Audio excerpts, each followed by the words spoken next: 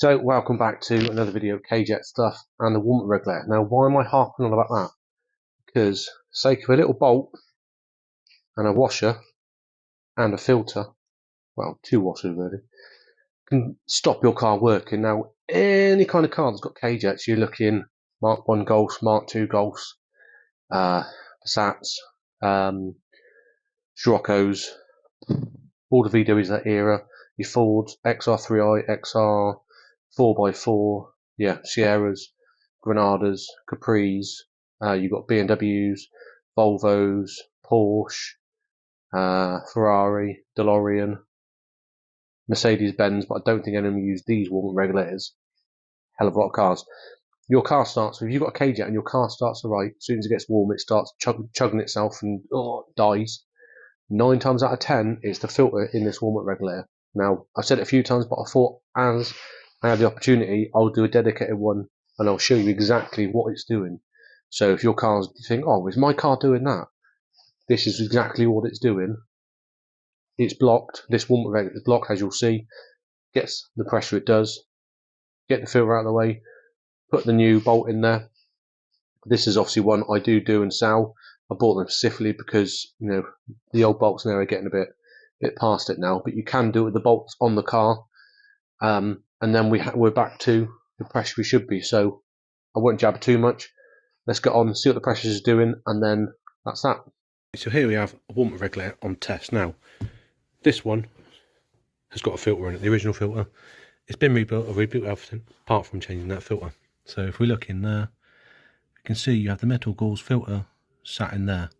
Obviously it's all wet, so I just pressurise this, and guess what? Blocked. And I'll show you exactly why.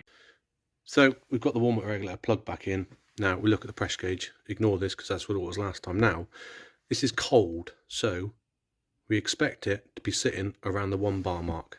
So the tap's open. Let's put some pressure on it. Let's see where the gauge goes.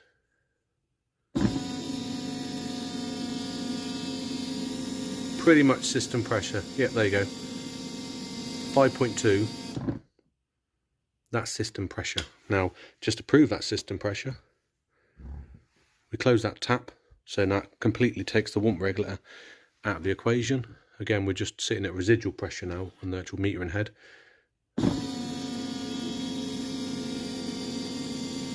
Again, metering head 5.2 bar. So we're at, with our original 30-year-old filter inside there, we have got system pressure inside here. So what's that doing from our previous videos?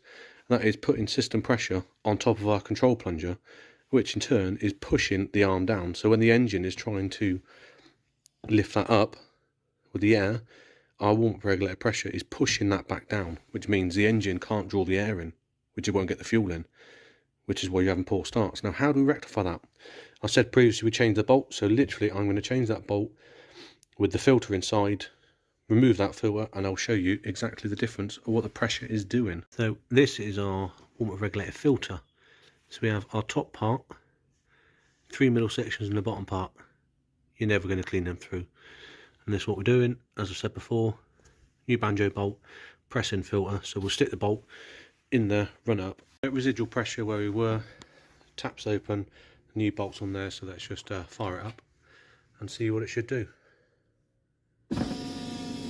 Oh, there you go. There goes. So what's that? 1.1 bar? Cold?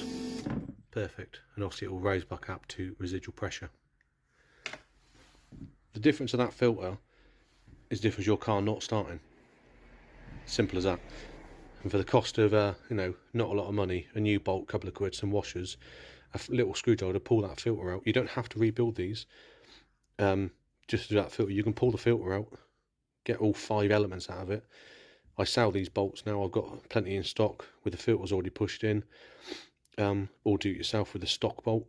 Put the filter in there, put it back on there, and then you have back to normal warmth regulator pressure, which is again vitally important to making sure our control plunger does what it does.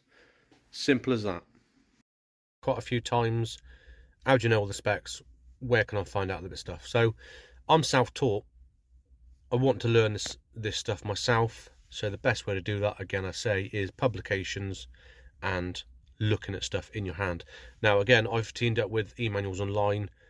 Perfect place to get manuals, because this is on my phone. Now, the manual I want to look at warm-up regulators. So this is a Bosch one, available from their site, all downloaded. You've got the key at the top there. So we're looking at K-jet. We want adapting to operating conditions relevant to warm-up regulator. So we'll whiz down to the bottom. It's got so much stuff in it. It shows you all the basics of how the system works. And we want warm-up regulator. There you go. So that's warm-up regulator there. But what we want is this one. So there you go. That's the warm-up regulator. That's what we're looking at. And as you can see there, that's where the arrow's coming in. That's where the fuel's coming in. That's what's blocked. That's what's not letting the fuel through. So I can see the fuel's not going through. It just doesn't work. And it also actually, you've got like your acceleration response, you know, throttle valve opening, the sensor plate travel, the engine load, that sort of stuff. You've got your specs in there as well, like warm-up times, temperature differences. You know, there you go. You've got a cold start there, like half a bar to 3.7 bar. So yeah, absolutely fantastic stuff to get the manuals. As I've got it, you've got a discount code of GreyGoose22. That's 22% off site-wide anything. So it's not just Bosch stuff. You know, go and have a look at the site. Loads of stuff on. The link is in the description, which leads you to their site. You can get whatever you want. Like I said, I love manuals. Always good to have technical stuff, especially when it's on your phone. Easy to look at. And when you want it, boom, there it is. So there you go. As you can see, warm-up regulator filter makes a massive difference in the car working and not working. Now, like I say, the warm-up regulator is a vital part to these K-jetronic versions. So there you go. Like I said, get your manuals, whatever you need. I use them all the time because they're perfect for what you need. You're on your phone, scroll up there, that's what it is, blah, blah, blah. So e-manuals online, 22% off. Links is in the description. Also, memberships are up and running. If you want a membership just to support me, support the channel, support where we're going. Remember, we've got that white Mark II to build next year. That should be fun. Got the engine for it, the throttle bodies for it. Should be fun. Support me as much as I can support you. And I'll see you in the next one where hopefully we're getting that back on the road and we'll see how that light and flywheel feels. Cheers for watching. See you again.